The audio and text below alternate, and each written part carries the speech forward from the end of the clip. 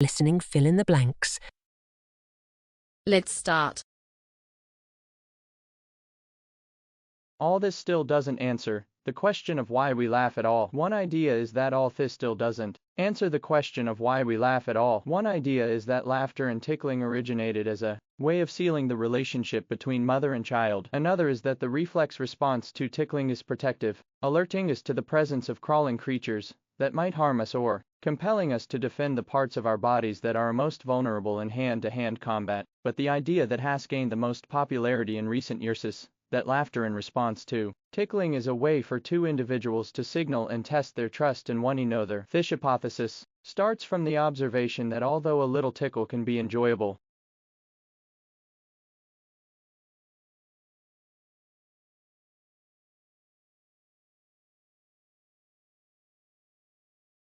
people have varying capacities for tasting bitterness, and the differences appear to be genetic. About 75% of people are sensitive to the taste of the bitter compounds phenylthiocarbamide and 6-N-propylthyrosyl, and 25% are insensitive. Those who are sensitive to phenylthiocarbamide seem to be less likely than others to eat cruciferous vegetables. According to Stephen Wooding, a geneticist at the University of Utah, some people, known as supertasters, are especially sensitive to 6-N-propylthyrosyl because they have an unusually high number of taste buds. Supertasters tend to shun all kinds of bitter-tasting things, including vegetable, coffee, and dark chocolate. Perhaps as a result, they tend to be thin. They're also less fond of alcoholic drinks, which are often slightly bitter.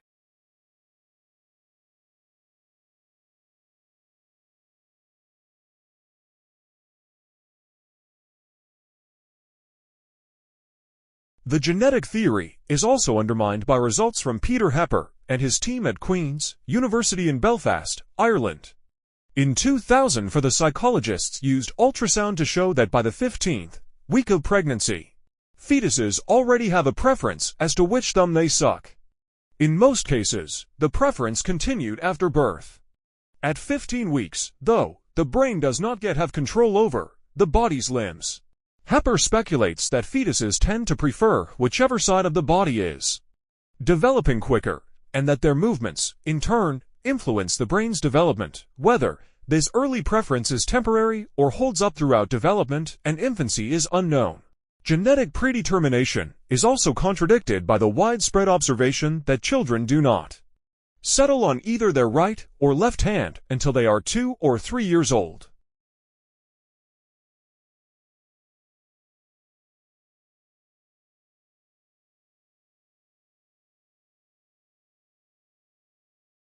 Identify the causes. Jan Elsner, Melbourne psychologist who specializes in executive coaching, says thriving on a demanding workload is typical of senior executives and other high-potential business people. She says there is no one-size-fits-all approach to stress. Some people work best with high adrenaline periods followed by quieter patches, while others thrive under sustained pressure. We could take urine and blood hormonal measures and pass judgment of whether someone's physiologically stressed or not, she says. But that's not going to give us an indicator of what their experience of stress is and what the emotional and cognitive impacts of stress are going to be.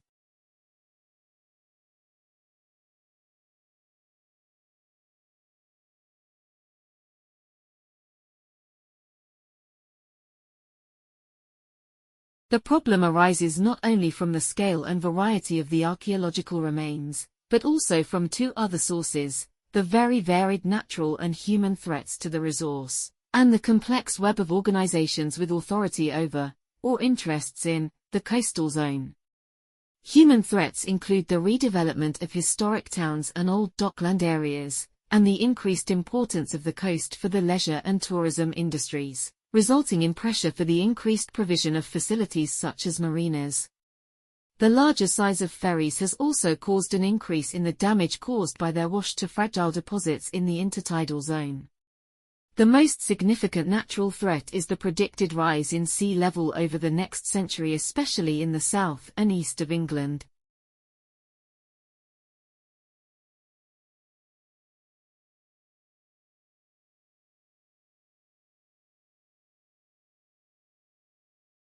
Some educators and parents are suspicious of mother tongue-based teaching programs because they worry that they take time away from the majority language. For example, in a bilingual program where 50% of the time is spent teaching through children's home language and 50% through the majority language, surely children won't progress as far in the letter? One of the most strongly established findings of educational research, however, is that well implemented bilingual programs can promote literacy and subject matter knowledge in a minority language without any negative effects on children's development in the majority language.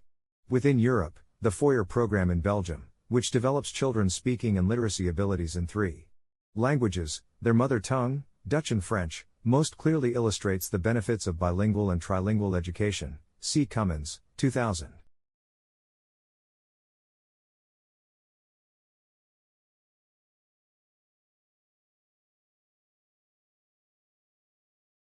The repeating cycle of sand inching up the windward side to the dune crest, then slipping down the dune slip face allows the dune to inch forward, migrating in the direction the wind blows. As you might guess, all of this climbing then slipping leaves its mark on the internal structure of the dune. The image on the right shows fossil sand dune structure preserved in the Merced Formation at Fort Funston, Golden Gate National Recreation Area. The sloping lines, or laminations you see, are the preserved slip faces of a migrating sand dune. This structure is called cross-bedding and can be the result of either wind or water currents. The larger the cross-bedded structure, however, the more likely it is to be formed by wind rather than water.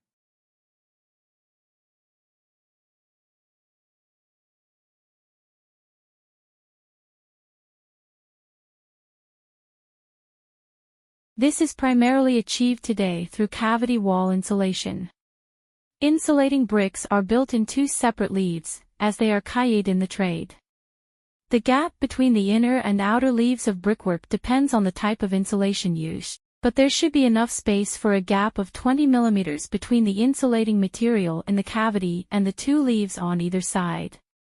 The air in these gaps is an efficient insulator by itself.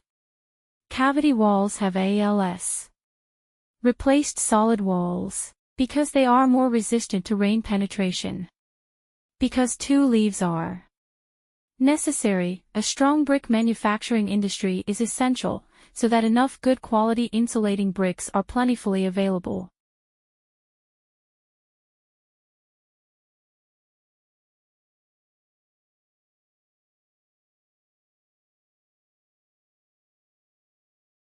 Activists in other countries say they too want the United States to play a more leading role on the noise issue. But as in other areas of environmental health, merely having a more powerful government agency in place that can set more regulations is not the ultimate answer, according to other experts. Bronzeth stresses that governments worldwide need to increase funding for noise research and do a better job coordinating their noise pollution efforts so they can establish health and environmental policies based on solid scientific research. Governments have a responsibility to protect their citizens by curbing noise pollution, she says.